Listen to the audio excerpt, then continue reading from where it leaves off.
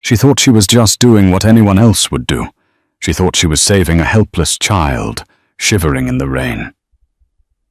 But when Sophie Miller knelt down on that dirty Chicago pavement to wipe the blood from a stranger's face, she wasn't just offering a helping hand. She was signing a contract in invisible ink. She had no idea that the shivering boy was the only heir to the Moretti crime syndicate, and the man coming to look for him wasn't the police. He was the devil himself. Sophie was about to learn that in this city no good deed goes unpunished, and some debts are paid in blood and obsession. The neon sign of Sal's 24-hour diner flickered with a dying buzz, casting a sickly yellow light onto the wet pavement of Fifth Avenue. It was 3:15 a.m. Sophie Miller untied her grease-stained apron, her fingers stiff from 8 hours of carrying heavy trays and scrubbing tables. She winced as she stretched her back. At 23, she felt like she was 50. The smell of stale coffee and burnt bacon clung to her hair, a scent she couldn't wash out, no matter how hard she scrubbed. "Don't forget to lock the back, Sophie," Sal shouted from his office, his voice gruff. He was a decent boss, but he didn't pay for overtime, and he certainly didn't pay for cabs. "I got it, Sal. Good night," Sophie called back, pushing open the heavy metal door into the alleyway. The Chicago wind hit her like a physical slap. It was late October, and the air had teeth. Sophie pulled her threadbare coat tighter around her frame. It was 3 sizes too big a thrift store find that swallowed her whole, but it was the only thing standing between her and the biting cold. She began her walk home. It was a 20-minute trek to her studio apartment in the crumbling tenements of the Lower West Side. It wasn't safe, especially not at this hour, but when your bank account balance sat at $14.50, safety was a luxury you couldn't afford. She kept her head down, walking quickly past the boarded-up storefronts and overflowing dumpsters. Her mind was a loop of anxieties. Rent is due in 3 days. Mom needs her insulin refill on Friday. The electric bill is past due. She turned the corner onto Wacker Drive, intending to cut through a narrow service lane to save time. That's when she heard it. A whimper. It was faint, barely audible over the sound of the wind and the distant rumble of the L train. Sophie froze her hand, instinctively clutching the pepper spray on her keychain. She scanned the darkness. "Hello," she whispered, her voice trembling. Nothing. She took a step forward, squinting into the shadows behind a stack of rotting wooden pallets. There, curled into a tight ball against the brick wall, was a shape. It looked like a pile of discarded laundry until it moved. Sophie's heart hammered against her ribs. Logic screamed at her to run.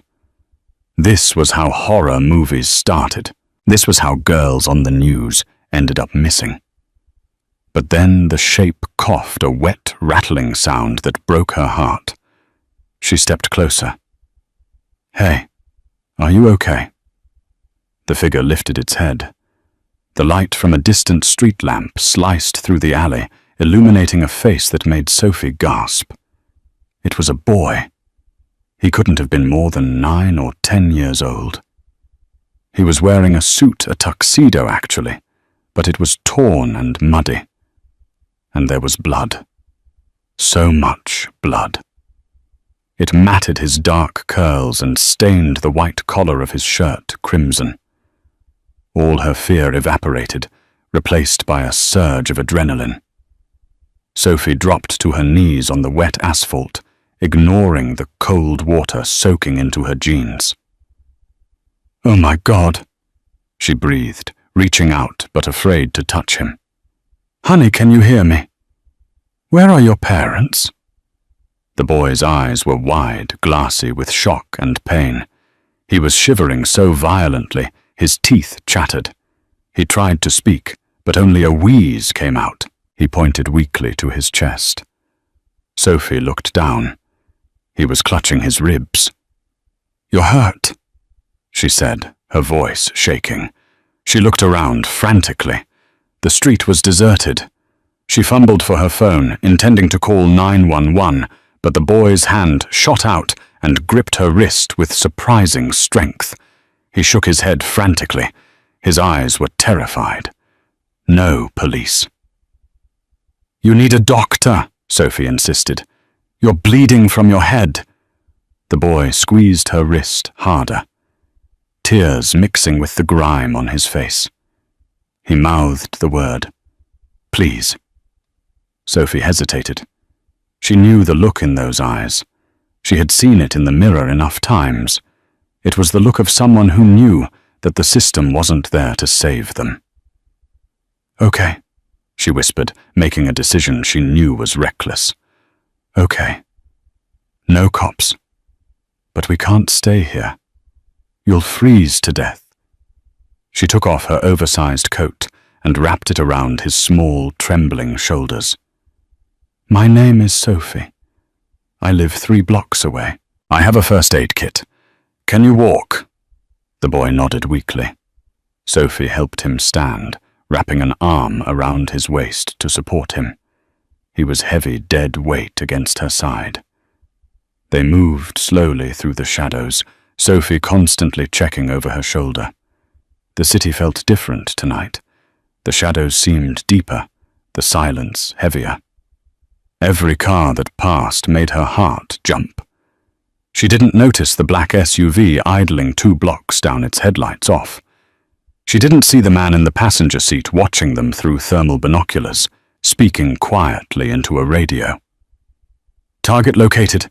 A civilian has him. Moving south."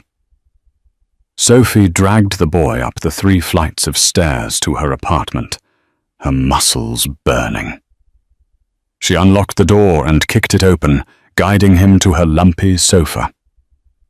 The apartment was tiny, just a room with a kitchenette and a bathroom, but it was warm. She grabbed her first aid kit from under the sink. It was meager rubbing alcohol gauze butterfly strips and some ibuprofen. "This is going to sting," she warned him gently. She cleaned the gash on his forehead. It was deep, probably needing stitches, but the bleeding had slowed. The blood on his shirt wasn't from a wound there. It had dripped down. But his ribs... She lifted his shirt. A massive bruise, purple and black, blossomed across his side. He had been kicked or hit with something heavy. "Who did this to you?" she whispered, applying a cold pack. The boy didn't answer. He just watched her with intense, intelligent, dark eyes. He looked like a fallen prince out of place among her peeling wallpaper and second-hand furniture. "Are you hungry?" she asked, trying to normalize the situation. I have grilled cheese ingredients." He nodded. Sophie went to the kitchenette. As the butter sizzled in the pan, she looked back at him. He had pulled her coat tighter around himself and was staring at the door, his body tense, waiting. She didn't know it then, but Sophie Miller had just intervened in a war. The boy sitting on her couch was Leo Moretti, the son of Dominic Moretti, the capo of the Chicago outfit. And by bringing him into her home, she hadn't just saved a life. She had painted a target on her own back. The sun hadn't even risen when the world fell apart. Sophie had fallen asleep in the armchair, keeping a vigil over the boy Leo. He had finally drifted off around 4:30 a.m., clutching a pillow like a lifeline. It was 6 a.m. when the sound of shattering wood jerked her awake. There was no knock, no warning. Her front door didn't just open. It exploded inward, splintering off its hinges with a deafening crash. Sophie screamed, scrambling backward, tripping over her own feet. 3 men stormed into the tiny apartment. They moved with military precision, dressed in tactical black gear guns, drawn and raised. They filled the small space, instantly sucking the air out of the room. Clear left, clear right. Target acquired. Sophie put her hands up, her heart hammering so hard she thought she might vomit. Don't shoot. Please don't shoot. He's just a kid. The men ignored her. Two of them flanked the sofa where Leo was waking up groggy and terrified. They didn't touch him, they just formed a human shield around him, weapons pointed at the windows and the door. Then the silence fell. It was heavier than the noise. A fourth man walked in through the broken doorway. If the first three men were soldiers, this man was the general. He was tall, well over 6 feet, wearing a charcoal grey suit that probably cost more than Sophie would earn in 10 years. He didn't have a gun drawn. He didn't need one. He radiated a terrifying, controlled violence. His hair was dark, swept back, and his eyes were the color of cold steel. He stepped over the debris of her door, his polished shoes crunching on the wood splinters. He surveyed the room with a look of utter disdain. The peeling paint, the cheap rug, and finally, Sophie huddled in the corner in her pajamas. He looked at the boy. Leonardo. His voice was deep calm and terrifyingly authoritative. The boy, Leo, sat up. Papa! The man Dominic Moretti didn't rush to hug his son. He walked over slowly, inspecting the bandage on the boy's head and the bruise on his ribs. His jaw tightened, a muscle feathering in his cheek. That was the only sign of emotion he showed. He turned to Sophie. The temperature in the room seemed to drop 10 degrees. He walked toward her. Sophie pressed her back against the wall, nowhere left to go. She was trembling uncontrollably. "Who are you?" he asked. His voice wasn't loud, but it resonated in her chest. Sophie, she stammered. Sophie Miller. And Sophie Miller, Dominic said, stepping into her personal space, towering over her. Why do you have my son? I found him, she managed to say. In the alley. He was hurt. He was bleeding. Dominic's eyes narrowed. He signaled to one of his men. Check the room. Find the ransom note. Find the wire. There's no note, Sophie cried out, finding a spark of courage through her fear. I didn't kidnap him, I helped him. He was freezing to death on Wacker Drive. Dominic stared at her, analyzing her every micro-expression. He reached out his hand, gloved in black leather, and tilted her chin up. Sophie held her breath. He was terrifyingly handsome, in the way a storm or a predator is beautiful. You expect me to believe, Dominic said softly, that a waitress living in... He glanced around the room. This squalor found the most valuable leverage in Chicago and just decided to give him a grilled cheese sandwich. He gestured to the empty plate on the table. I didn't know who he was, Sophie whispered, tears prickling her eyes. I just saw a hurt kid. I swear. Papa. Leo's voice cut through the tension. Dominic turned his head, not releasing Sophie's chin. Quiet, Leo. Papa let her go.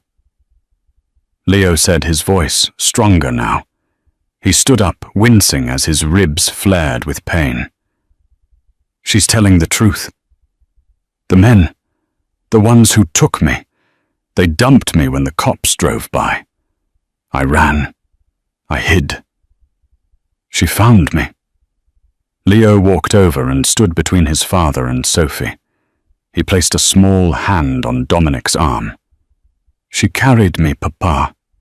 She gave me her coat.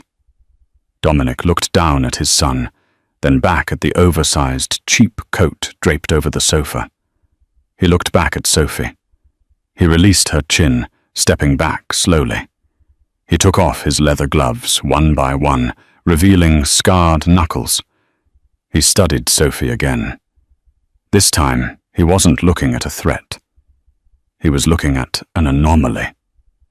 "You have no idea who I am, do you, Miss Miller?" he asked. "No." Sophie lied. She had a guess now. She had seen the news. She knew the name Moretti. Everyone in Chicago knew the name Moretti. They were the reason you didn't look at certain cars too long. "Good," Dominic said. He reached into his suit jacket. Sophie flinched, expecting a gun. Instead, he pulled out a thick envelope. He tossed it onto her kitchen table. It landed with a heavy thud. $50,000, Dominic said coldly. "For your trouble, and for your slunts." Sophie stared at the envelope. It was more money than she had ever seen. It could pay off her mom's medical bills. It could move her out of this dump. "And the door," Dominic added, glancing at the wreckage. "My men will have it fixed within the hour." He turned to leave his hand resting on Leo's shoulder. The soldiers lowered their weapons, preparing to move out. Sophie looked at the money, then at the man. Something inside her snapped. Maybe it was the exhaustion. Maybe it was the sheer indignity of having her home invaded and being treated like a criminal for saving a life. "I don't want your money," she said. The room went silent again. The soldiers stopped. Dominic Moretti stopped. He turned around slowly. "Excuse me." Sophie grabbed the envelope and held it out to him, her hand shaking but her chin high. "I didn't help him for money. I helped him because he was a child who was bleeding. Take your money and get out of my apartment." Dominic stared at her. For the first time, a flicker of genuine surprise crossed his face. He looked at the money in her hand, then at her defiant blue eyes. He laughed a dark, dry sound that lacked any humor. "You're a fool, Sophie Miller," he said, "or you're incredibly brave." He didn't take the envelope. "Keep it," he commanded. "Consider it a down payment." "A down payment on what?" she asked, confused. Dominic walked back to her, leaning in close so his whisper brushed against her ear. She smelled expensive cologne gun oil and rain. "Because the people who tried to take my son are going to come looking for the loose ends," he whispered. "And you, Sophie, are a loose end. You saved a Moretti. That makes you my problem now." He pulled back, his eyes locking onto hers. "Pack a bag, Miss Miller. You're coming with us." "What?" "No." Sophie backed away. "I'm not going anywhere with you." Dominic buttoned his jacket. "It wasn't a request. The Rossi family knows you found him. If I leave you here, you'll be dead by sunset." He gestured to his men. "Escort her, gently." As two of the soldiers moved toward her, Sophie looked at Dominic in horror. She realized the money wasn't a reward. It was severance pay for her old life.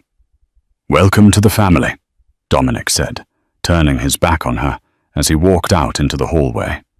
Sophie watched him go, realized her life as a waitress was over. She was now a pawn in a game she didn't understand, held captive by a man whose eyes promised both protection and ruin. The walk from her apartment building to the waiting convoy of black SUVs felt like a funeral procession for Sophie's old life. Her neighbors, Mrs. Higgins with her curlers, and Old Man Miller, no relation who sat on the stoop all day, were peering out from behind cracked blinds and half-open doors. They didn't wave. They didn't ask if she was okay. In this neighborhood, when men in suits with earpieces showed up, you didn't ask questions. You just prayed you weren't next. The morning air was damp and grey, the Chicago sky looking like a bruised peach. "Get in," Dominic said. It wasn't a suggestion. He held the door of the lead vehicle open, an armored Maybach, that looked more like a tank disguised as a luxury sedan. Sophie hesitated on the curb. She had her backpack slung over one shoulder containing a change of clothes, her toothbrush, a photo of her mother, and her phone. That was it. That was the sum total of her existence. "If I get in that car," Sophie said, her voice barely a whisper, "I can't come back, can I?" Dominic looked at her. For a second, the mask of the ruthless capo slipped, revealing a tired man underneath. "If you stay here, Sophie the Rossi hit squad will be scrubbing your blood off the pavement by noon to get to me. Getting in is the only way you survive." She looked at the crumbling brick of her building, then at Leo, who was already in the back seat, his pale face pressed against the tinted glass, watching her. He looked terrified that she might leave him. Sophie exhaled a shaky breath and climbed in. The interior smelled of rich mahogany, crushed leather, and something sharp, gunpowder and mint. The door thudded shut with a heavy pressurized seal that cut off the noise of the city instantly. The silence was deafening. Dominic slid in beside her. The space was massive, yet with him sitting there, it felt suffocatingly intimate. He radiated heat and a sense of leashed power. He tapped the partition glass. "Drive! Take the Lake Shore route. Watch for tails." As the car pulled away, merging smoothly into the chaotic morning traffic, Sophie pressed herself against the door, putting as much distance between her and Dominic as possible. Leo, sitting on the opposite rear-facing seat, reached out his small hand. Sophie took it instinctively. His grip was tight, his fingers cold. "Are you okay?" she asked him softly. Leo nodded, but his eyes were heavy. The adrenaline of the night was wearing off, replaced by the crash of trauma. Within minutes, his head lulled, and he slumped sideways, falling into a fitful sleep. That left Sophie alone with the monster. She refused to look at him, staring instead at the passing blur of the city. The skyscrapers of downtown Chicago rose up like steel giants, indifferent to her plight. "You're shaking." Dominic's voice broke the silence.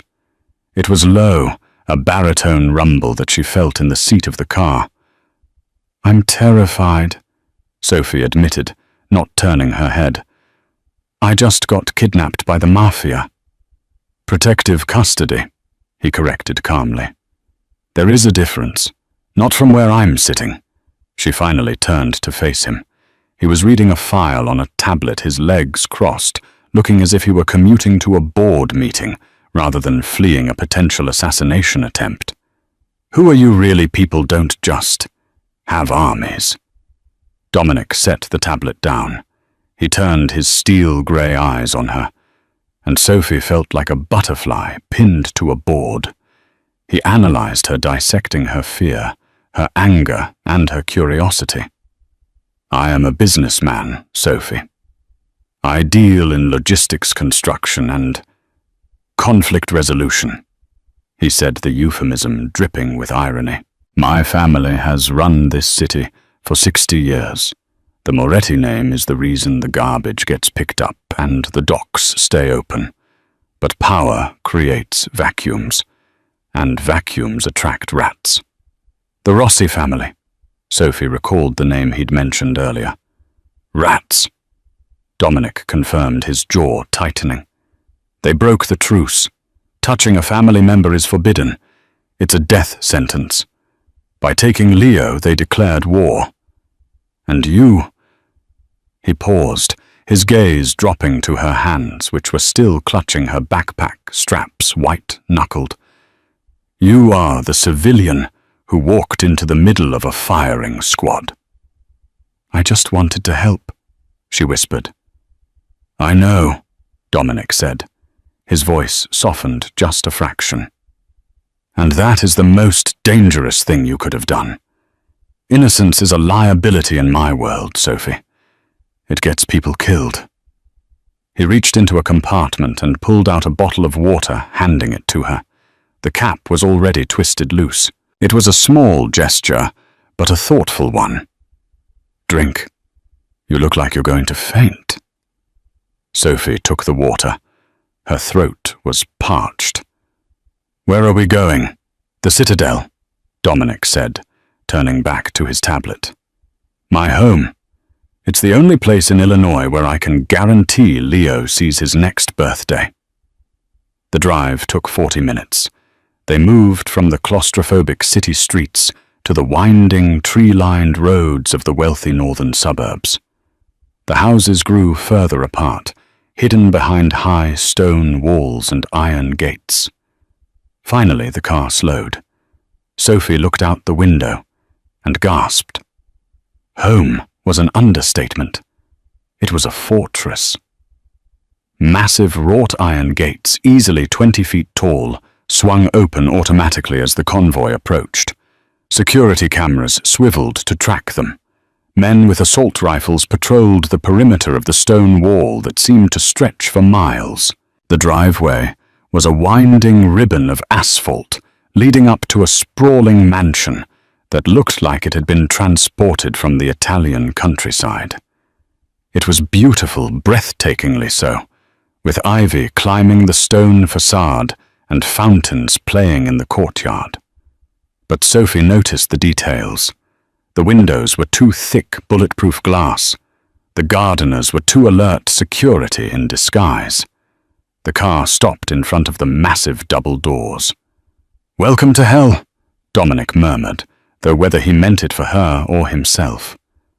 Sophie couldn't tell. He got out, buttons his suit jacket, and instantly the mask was back in place. He was the Don again. He walked around to open the door for Leo, picking the sleeping boy up in his arms with surprising tenderness. Sophie stepped out onto the gravel driveway. The air here was cleaner, smelling of pine and damp earth. It was quiet. Too quiet. "Follow me," Dominic commanded, not looking back. "And don't wander off. The dogs aren't trained to be friendly to strangers." Sophie swallowed hard and followed him up the grand steps, walking into the lion's den. The interior of the Moretti estate was a study in cold perfection. Sophie stood in the grand foyer, feeling painfully small. The floors were black marble, polished to a mirror shine that reflected the crystal chandelier hanging 2 stories above. A double staircase swept upward, framing a massive oil painting of a stormy sea. It was silent, not the peaceful silence of a library, but the heavy, oppressive silence of a mausoleum. There were no family photos, no coats thrown over a banister, no toys. It was a house that had been scrubbed clean of life. Dominic was already halfway up the stairs carrying Leo. He paused and looked down at her. "Mrs. Gable," he barked. A door under the stairs opened, and a severe-looking woman in a grey uniform stepped out. She had hair pulled back so tight it pulled at her eyes, and an expression that suggested smiling caused her physical pain. "Yes, sir." "Take Miss Miller to the East Wing guest suite. The blue room," Dominic ordered. "Get her fresh clothes. Burn what she's wearing." "Burn," Sophie protested, looking down at her jeans. "These are my only jeans." "They are covered in alley filth and my son's blood," Dominic said dismissively. "You will be provided with suitable attire. Dinner is at 7. Do not be late." He turned and disappeared into the shadows of the upper hallway with Leo. Sophie was left standing with Mrs. Gable, who looked her up and down with undisguised disapproval. "Follow me, Mrs. Gable said crisply. Sophie was led up the stairs down a long corridor lined with antique vases that probably cost more than her entire education, and into a room at the far end of the hall. Mrs. Gable opened the door, and Sophie stepped inside. If the rest of the house was cold, This room was overwhelming. It was massive, dominated by a 4-poster bed draped in blue velvet. French doors opened onto a balcony overlooking the grounds. There was a fireplace, a sitting area, and an ensuite bathroom that was larger than her entire apartment. "I will bring you something to wear," Mrs. Gable said, and then with a definitive click she closed the door. Sophie heard the lock turn. She rushed to the door, twisting the handle. Locked. "Hey!" she shouted, pounding on the wood. "You can't lock me in here. Mr. Moretti's orders." Mrs. Gable's voice came muffled through the wood. "For your safety, miss. The house is in lockdown." Sophie slumped against the door, sliding down until she hit the floor. She pulled her knees to her chest. She wasn't a guest. She was a prisoner. A prisoner in a golden cage.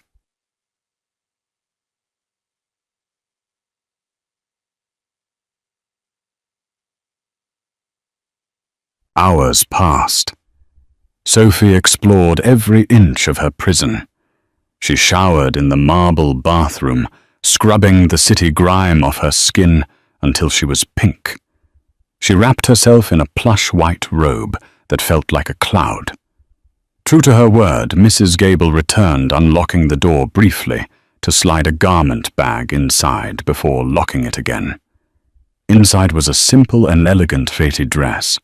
It was silk conservative, but clearly expensive. It fit Sophie perfectly. Too perfectly. Dominic must have estimated her size just by looking at her. The thought made her shiver. At 6:55 p.m., the lock clicked open. Mrs. Gable stood there. "Mr. Moretti is waiting in the dining room." Sophie walked out, her chin held high. She might be a prisoner, but she wouldn't act like a victim. They walked through the silent house to a dining room that could seat 30 people. At the far end of a long mahogany table sat Dominic. He had changed into a fresh black shirt. The sleeves rolled up to his elbows, revealing muscular forearms covered in faint scars. He was reading a file again. There was no sign of Leo. Sophie walked the length of the table and stood at the chair opposite him. "Sit," he said, not looking up. "Where is Leo?" Sophie asked, remaining standing. Dominic finally looked up. His eyes were tired, rimmed with red. "He is resting. The doctor gave him a sedative. The trauma. It is difficult." "He needs comfort, not drugs," Sophie said sharply. Dominic's eyes narrowed. "I didn't bring you here for parenting advice, Miss Miller." "Sit." Sophie sat. A server appeared from the shadows, placing a plate of roasted duck and truffled potatoes in front of her. It smelled divine, but Sophie's stomach was tied in knots. "Why am I locked in?" she asked, her voice steady. "Because until my security team sweeps the perimeter and identifies the leak that led to Leo's abduction, no one moves freely," Dominic said, cutting his meat with precise surgical strokes. "Not even me." "And then what?" Sophie pushed. "Do I stay here forever? I have a job. I have a life." Dominic stopped eating. He put his knife and fork down slowly. "You had a job at a diner that paid you minimum wage. You had a life where you struggled to pay for insulin," Dominic said. Sophie went cold. "How do you know about the insulin?" "I know everything, Sophie. I ran a background check on you the moment you walked into my house," Dominic said, his voice devoid of emotion. "Sophie Miller, father deceased. Mother Alice Miller, currently in assisted living at St. Jude's, suffering from type 2 diabetes and early onset dementia. You are 3 months behind on her care payments." Sophie stood up her chair, scraping loudly against the floor. "You stay away from my mother." "I already have," Dominic said calmly. "I paid the bill. She is covered for the next year. I also had her moved to a private room." Sophie stood there, stunned. Her anger collided with relief, creating a confusing storm in her chest. Why would you do that? Because I pay my debts, Dominic said, taking a sip of red wine. You saved my son, I saved your mother. We are even. If we're even, let me go, Sophie challenged. Dominic stood up then. He walked around the long table, moving with that predatory grace. He stopped inches from her. The air between them crackled with tension. I can't, he said, his voice dropping to a rough whisper. Because Leo is asking for you. Sophie blinked. What? He woke up 10 minutes ago, screaming. Dominic admitted a flicker of pain crossing his face. He wouldn't let me touch him. He wouldn't let the nurse near him. He kept asking for the lady with the coat, for Sophie. Dominic looked down at her, and for the first time, Sophie saw desperation in the eyes of the devil. I can buy armies, Sophie. I can buy politicians. I can buy silence, Dominic said, his voice tight. But I cannot buy my son's trust. He is broken. And for some God-forsaken reason, you are the only one who can glue him back together. He stepped back, offering her a hand. It was a business deal, but it felt like more. I am offering you a job, a real job. Be his companion, his nanny, whatever you want to call it. Live here. Be with him until he heals. And if I say no, Sophie asked, then you walk out that door, Dominic said. I'll give you a new identity to move you to another state for your safety. But Leo will be alone in this house with only ghosts and soldiers for company. He let the words hang in the air. He knew exactly what he was doing. He was weaponizing her compassion.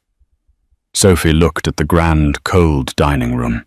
She thought of the little boy with the blood-matted hair and the terrified eyes. She thought of her mom safe in a private room. She looked at Dominic Moretti, a man who terrified her, yet who looked at her as if she were the only solution to an unsolvable equation. I have conditions, Sophie said softly. Dominic's lips curved into the faintest ghost of a smile. I expected nothing less. No more locking my door, she listed. I get to see my mum once a week. And you, she pointed a finger at his chest.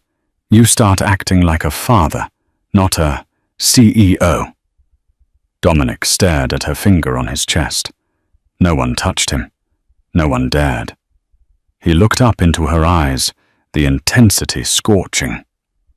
Deal, he whispered. 2 weeks passed. The citadel, as Dominic called it, was a fortress of stone and silence. But slowly, imperceptibly, Sophie Miller was beginning to crack the foundation. It started with small things. The smell of lemons and disinfectant that usually permeated the hallways was replaced by the scent of warm cinnamon and baking bread. Sophie had convinced the terrifying French chef Pierre to let her use a corner of the kitchen to make pancakes for Leo. Then there was the sound. For years, the only sounds in the Moretti estate were hushed whispers and the click of hard-soled shoes on marble. Now there was the sound of running feet. You can't catch me. Leo's voice echoed through the grim portrait gallery. Sophie chased him, her laughter bright and foreign in the somber air. She caught him near a suit of medieval armor, scooping him up in a hug that made him squeal. For a moment, he wasn't the heir to a crime syndicate. He was just a 10-year-old boy. High above, standing on the mezzanine balcony, Dominic Moretti watched them. He stood in the shadows, a glass of amber whiskey in his hand, though he hadn't taken a sip in 20 minutes. He was mesmerizingly still. He watched the way Sophie's hair, tied back in a messy bun, fell loose around her face as she spun his son around. He watched the way Leo clung to her, a look of pure safety on the boy's face that Dominic hadn't seen since his wife died 4 years ago. A strange, painful tightening gripped Dominic's chest. It wasn't jealousy. It was a hunger, a starvation he hadn't realized he was enduring until he saw the feast in front of him. "Sir." Dominic didn't flinch. He didn't turn around. He knew the footsteps of every man on his payroll. This was Bruno, his second in command, a bull of a man with no neck and a loyalty that had been bought with blood. "Report," Dominic said, his eyes still fixed on Sophie downstairs. "We found the safe house used by the kidnappers," Bruno said, his voice low. "It was empty. But we found something else. Phone records." Dominic finally turned. His face was a mask of cold fury. "And the call that tipped them off about Leo's route from school," Bruno hesitated. "It came from inside the organization boss. A burner phone, but the signal pinged off the tower nearest to this estate." Dominic's glass shattered in his hand. Shards of crystal fell to the floor, mixing with the whiskey and the blood dripping from his palm. He didn't even blink. "A traitor," Dominic whispered. "Here. We're scrubbing the personnel files," Bruno said, eyeing Dominic's bleeding hand nervously. "But until we find the rat, no one is safe. Especially not the girl." Dominic looked back down at the hall. Sophie was wiping something off Leo's cheek, smiling tenderly. "Keep a detail on her," Dominic ordered. "Shadows only. If she notices, you're fired. If she gets hurt, you're dead."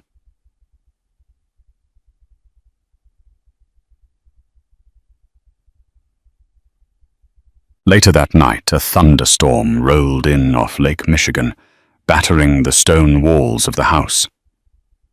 Sophie was in the library, a massive room of 2-story bookshelves and a roaring fireplace. She was curled up in a leather armchair, reading Treasure Island aloud. Leo was asleep on the rug at her feet, his head resting on a giant pillow, a fortress of blankets around him. She stopped reading as she heard the heavy oak doors creak open. Dominic walked in. He looked exhausted.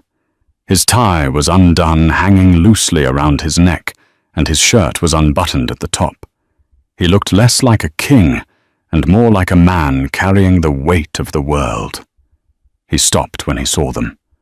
The firelight danced across his sharp features, softening the harsh angles of his face. "He's asleep," Sophie whispered, closing the book. "He never sleeps during storms," Dominic said quietly, walking over to the liquor cabinet. "He used to be terrified of the thunder." "He feels safe now," Sophie said. Dominic poured himself a drink, his movements stiff. Sophie noticed the bandage wrapped around his right hand. "You're hurt," she said, standing up. Dominic looked at his hand. "Occupational hazard." Sophie walked over to him.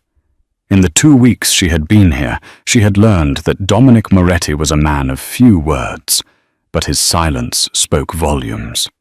She reached out her fingers, hovering over his bandaged hand. "Let me change the dressing. The blood is seeping through." Dominic stiffened. "It's fine, Sophie." "Sit down, Dominic," she said, her voice firm but gentle. It was the first time she had used his first name without the Mr. attached. To his own surprise, Dominic obeyed. He sat on the edge of the heavy mahogany desk. Sophie found the first aid kit she kept one nearby, now a habit from her life on the streets, and began to unwind the gauze. The cut was deep, slicing across his palm. But it was the other scars that caught her attention. His hands were a map of violence. Knife-point scars, burn marks, the calluses of a man who fought for a living. She cleaned the wound with delicate precision. Dominic watched her face. She was biting her lower lip in concentration. She smelled of vanilla and rain. She was so close he could see the gold flecks in her blue eyes. "Why do you stay?" he asked suddenly. His voice was rough, low. Sophie paused, holding his hand in hers. "We made a deal." "You could have run," Dominic said, "the night I brought you here, or any day since. The gate codes change, but you're smart. You could figure them out." "Leo needs me," she said simply. "And that's it?" Dominic challenged, leaning in closer.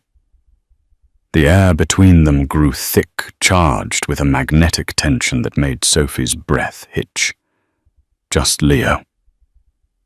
Sophie looked up at him. Her heart hammered against her ribs.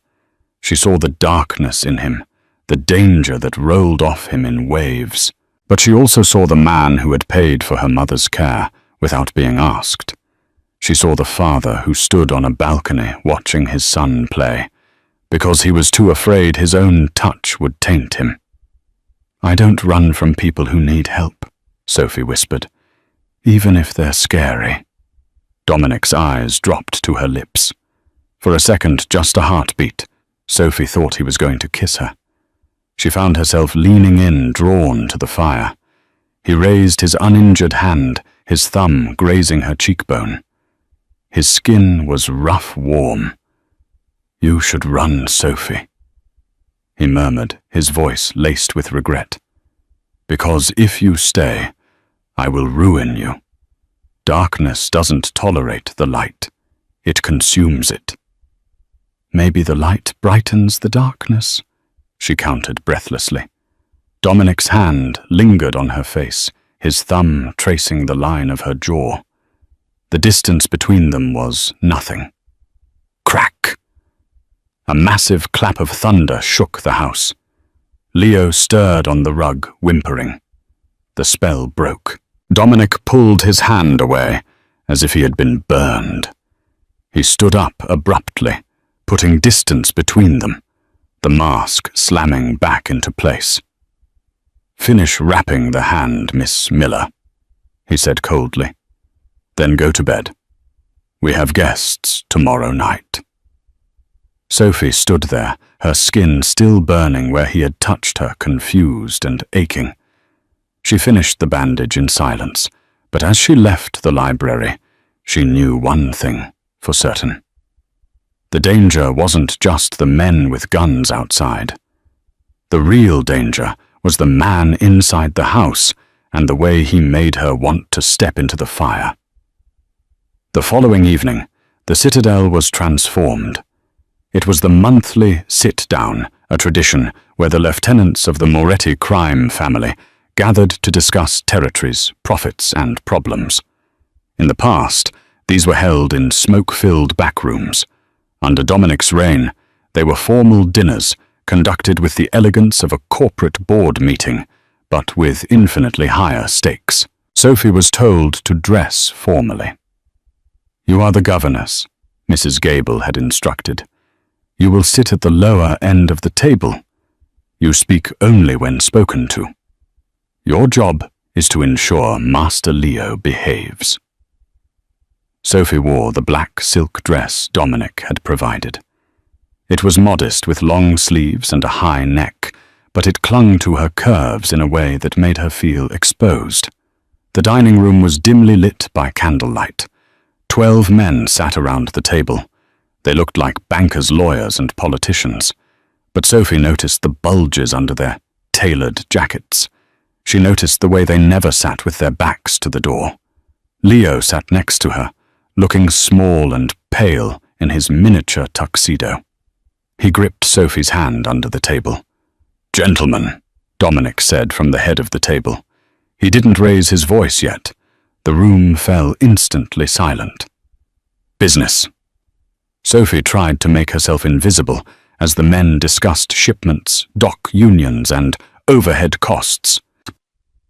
It was terrifyingly mundane. They were talking about crime as if it were accounting. "The Rossi problem is escalating," said a man named Bruno, the one Sophie had seen before. They hit one of our trucks in the south side yesterday. Driver is in the ICU. They are provoking a reaction, Dominic said, smoothly swirling his wine. They want us to strike back sloppy. We will not give them the satisfaction. We strike with precision. Or maybe, a voice cut in from the middle of the table. We are looking weak, Dominic. The room went dead silent. Sophie looked up. The speaker was an older man with silver hair and a face like a road map of bad decisions. His name was Salzo. He was Dominic's uncle. Weak? Dominic asked softly. You sit here in your castle playing father. Salzo spat, glancing at Leo and then disdainfully at Sophie. You have a nanny at the war table. Your father, God rest his soul, would have buried the Rossi brothers by now. Instead, you negotiate. Sophie felt Leo tremble. She squeezed his hand. Dominic placed his glass down. He smiled. It was the most terrifying thing Sophie had ever seen. Uncle, Dominic said, you mistake patience for weakness. A tiger does not roar before it pounces. It waits. We are bleeding money. Salzo slammed his fist on the table. And we have a leak. Someone is feeding them intel. Maybe we should look at the newcomers. Salzo pointed a thick ringed finger directly at Sophie. Her, the waitress. Since she arrived, everything has gone to hell. How do we know she isn't planting bugs for the cops or sleeping with a Rossi? That's enough, Dominic said. His voice wasn't loud, but it had the finality of a guillotine. Is it? Salzo stood up. I say we question her, properly, in the basement. Sophie's blood ran cold. The other men at the table shifted uncomfortably, but no one stood up to defend her. Dominic stood slowly. He adjusted his cufflinks. Salzo, Dominic said, walking down the length of the table. Sophie saved my son's life. She is under my protection. She's a liability, Salzo shouted, his face turning red. You're thinking with your... Dominic moved faster than Sophie's eyes could track. One moment he was walking. The next he had Salzo pinned against the oak-panelled wall, his forearm crushing the older man's windpipe. The room erupted. Chairs scraped back. Guns were drawn, 12 Glocks pointed in every direction. Leo screamed. Sophie instinctively threw her body over the boy, shielding him with her own back, squeezing her eyes shut. Nobody moves! Bruno roared, his own weapon, trained on Salzo's bodyguards. You question my judgment in my own house, Dominic hissed into Salzo's ear. You threaten my guest. Dominic, please. Salzo choked, his face turning purple. Dominic released him. Salzo slumped to the floor, gasping for air. Dominic straightened his jacket. He looked around the room at the drawn weapons. Put them away. We are not savages. Slowly, reluctantly, the guns were lowered. Dominic turned to Sophie. His eyes were what, fueled by adrenaline. Take Leo upstairs, now! Sophie grabbed Leo, pulling the sobbing boy towards the door. She was shaking so hard she could barely walk. She looked back one last time. Dominic was standing over his uncle, looking like a god of war. But as his eyes met hers, she saw a flicker of apology. I'm sorry you had to see this. Sophie rushed into the hallway, her heart pounding in her throat. She needed to get Leo to safety. She needed to get out of this insane asylum. She reached the bottom of the grand staircase when the lights went out. Not just the dining room, the entire estate. The chandeliers, the security lights, everything plunged into absolute pitch darkness. Papa! Leo cried out. Shh, Sophie whispered, clutching him tight. "It's okay. It's just a fuse." But she knew it wasn't a fuse. Then the red emergency lights flickered on, bathing the hallway in a blood-red glow. An alarm began to blare, a low, rhythmic pulse that vibrated in her teeth. Whoop, whoop, breach in Sector 4, breach in Sector 4, Sector 4, the kitchen entrance, the servants' quarters. Sophie froze. That was right behind them. From the darkness of the corridor leading to the kitchen she heard it. The soft thwip-thwip of suppressed gunfire. The sound of bodies hitting the floor. Dominic's voice roared from the dining room behind her. "Ambush! Secure the boy!" But the dining room doors were jammed shut.